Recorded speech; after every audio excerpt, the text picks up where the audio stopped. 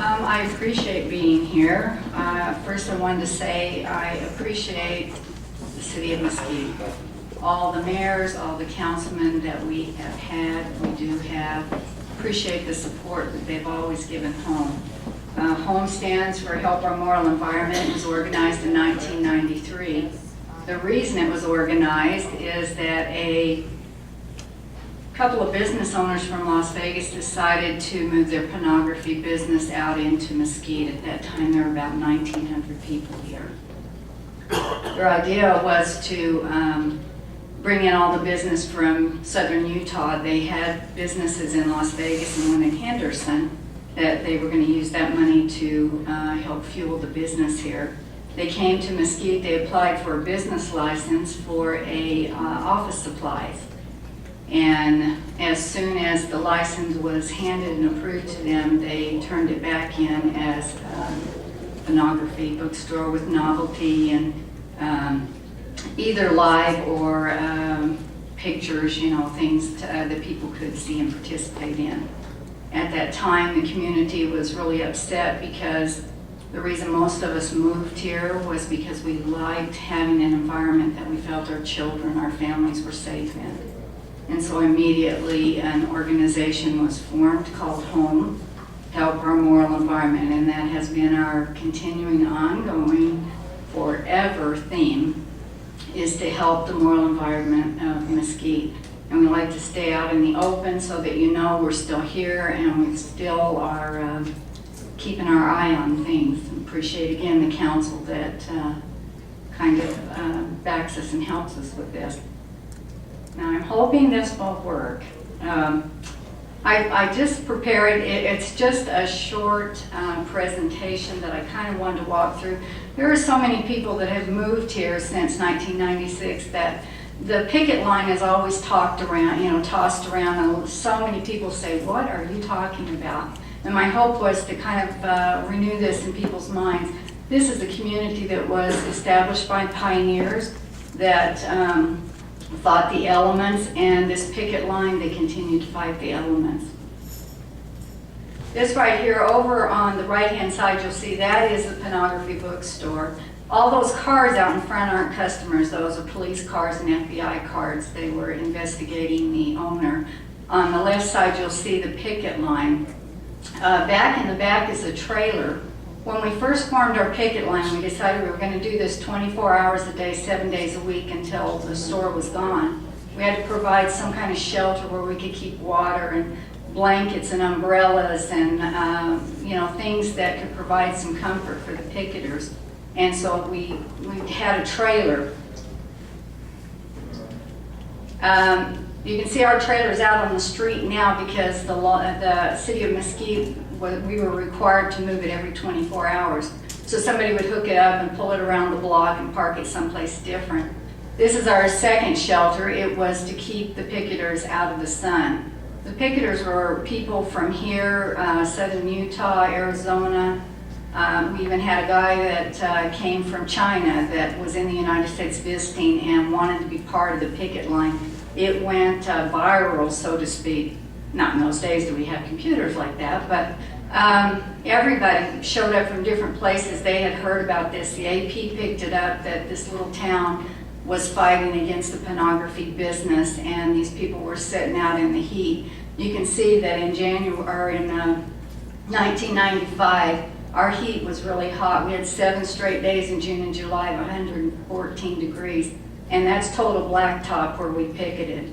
The winds were really bad that year too. Some windows were blown out cars at Players Island, and we even had a deck blown off a house and a couple of roofs damaged.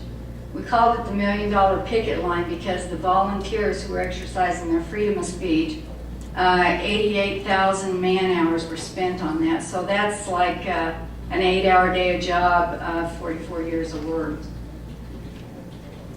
You see in the background, that actually is the Virgin River Casino in the back, and there's our little trailer back there. The picket signs were always told that, to be where they were not derogatory. Our whole point was never to break the law. We wanted just to educate people that there is definitely harmful secondary effect from pornography. And we knew that. We had studies to fall back on. We didn't even need to do them ourselves. And so the picket signs were made and always carried. You can see here, this is just about the picketers individually traveled almost 1.75 million miles to exercise the First Amendment rights. So that's like equivalent to 316 round trips to New York. When the employees of the pornography bookstore found out about the trespass, they decided to start trespassing the picketers, and you didn't even have to go on the property. We were really encouraged all our volunteers, do not go onto their property. We're here just to protest the presence of this store and the dangers that it would pose to our families. They started coming out, and the guy in the white was an employee. They would have the police come out and read a trespass notice to the picketers. They particularly liked to trespass the elderly, because most of the elderly had never been in trouble with the law, and they felt it to be very intimidating, so they would trespass the elderly. That means you couldn't go onto their property or you faced a $250 fine. The owner of the pornography bookstore decided that the way to get rid of the picket line was to sue 6 of the head people, and the picketers started calling us the Select Six. We had to go through depositions. About a year it took before they finally decided to drop the lawsuit. In the beginning, they had said, we'll drop the lawsuit if you'll just take down the picket line. Well, what they didn't understand is it didn't matter if the 6 of us had said, take down the picket line, it would have still went on. So it just continued on. We had all kinds of weather up there. Here's a rainy day, and that is Mesquite in the background. Out in the street is Bob Peters of Morality and Media. He came from New York City to walk our picket line more than once. In the left-hand corner is Smoky Joe. That was our means of heat up there on the picket line. And when you lit it up, black smoke poured out of it. That's how it got its name. But it did help provide a little bit of heat up there. We even had celebrities come and picket. Clinton dropped by several times. We were talking, generations of families spent some time up there. This is 3 generations of the Bundy family. A lot of families would come up there, wanted their children to understand why they were standing out in that heat and the wind and the cold, that they were doing it for them, that it was important to take a stand and make a stand. I don't think you even have to say anything about this picture. I think it shows you how important it was to him that his daughter grow up in a safe environment and be able to date young men that valued her. This is a group of men that were in church up in Bloomington, Utah, and were told to get in their cars, grab their goodies, and go down and help relieve the people in Mesquite, because what they were doing was so noble, and so they came straight from church. And I had to laugh because I was up there when they came, and they opened the back of their vans, and I tell you, they could have been stuck there for 2 years and had plenty of food and goodies. They were ready. We had young mothers that would come up and bring their small children and sit over in our other shelter because they felt it's so important that they gave up their time at home. These are some of the elderly picketers. The lady that's standing in the blue that has the sign that says 1 year and we're still here just celebrated her 101st birthday in January. But the elderly were great. They understood the danger of what was going on. Some people came in disguise. This guy was a Navy SEAL that, well, he wasn't at that time, but he would come up. And if you notice on the sidewalk, there's red lines, and those red lines were painted by the police department because we never wanted to break the law. And so they painted the lines to show us where our safety zone was, that we could exercise our freedom of speech. And you'll see the store in the background with no cars in the parking lot. People, since we were up there 24 hours a day, started trying to find things. There was no business because we were out there guarding. We took license plate numbers down. We didn't do anything with them, but we just kept them. At one point, there was a murder that was committed, and the license plates, part of the way they convicted the people is that we had documented those license plates being in the parking lot there, and they had went and committed a murder and came back in that car that belonged to this man. But that little dog in the picture even had his own little sandwich kind of sign that he marched up and down the picket line. We had Dutch oven dinners. A lot of people would come up there and make ice cream or Dutch oven, birthday parties up there, anniversary parties. This was our best and our last. This is the international headquarters of Home. All the materials and the labor were donated. It had a microwave. It had to be cut back because it didn't fit within the city ordinance of the size, so that's how we got a porch. This company out of St. George supplied the picket line with sparkling water. We had a pizza place that supplied pizza for us. We had blankets, a telephone, which is what I'm talking on, that made it nice because parents could come up there, their children could call them if they needed to. So we were always in touch. And if we needed to call the police, because some of the patrons of the store were not very nice to us. This is just some of the home committee people standing on the front porch of our new building. This is a quote I've always really liked. Never doubt that a small group of committed citizens can change the world. Indeed, it is the only thing that ever has.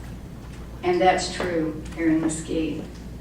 On March 27th of 1996, I got a call that said you might want to get up to the picket line. There might be something going down. Now, this business had filed injunctions the same day that the city had went up there and told them that they were in violation of the ordinance. And so they stayed on that injunction the whole time. Meanwhile, we went back and forth to Vegas to attend the federal court to plead with them to make a decision, decide what's going to happen. Is the business going to stay here? You know, we just need to know. We've been in this a long time. It was very hard. The heat, the cold, the wind, the abuse the picketers suffered from the patrons and the employees of the store and the owner of the store. So we got on the phone, made some calls. They made some calls and more calls, and we headed up there to see what would happen. So on March 27th, we all got out there in front of the store. This is a few of the people that gathered waiting to see if indeed the store was going to close, because we had heard rumors of that several times. But the police department, some of the FBI agents, the building inspector, ended up going up there, and that sign flipped over in that door, and a great hurrah. This is why we did this. These children, who are now big kids. If you notice in the back, the pornography store has plywood up over the door. One of the employees that was there when they closed it down got so mad, he slammed the door and he left his keys inside. And so some of the picketers helped him, and he broke the door, got his keys out, and the picketers helped by putting plywood up so no one would steal any of his merchandise. We wanted it kept in the store, of course. The building was actually 3 trailers that they rented, and they were put together to make the store. Well, they had not been making any of their rent, hadn't made any payments. The owner, Gary Ania, also lost his stores that he had down in Vegas because he was going to prove to us that he could go longer than we could picket. And he took all his money from those stores. They all went into bankruptcy. And I'll tell you, indeed, it was pure pleasure watching that place drive off like that.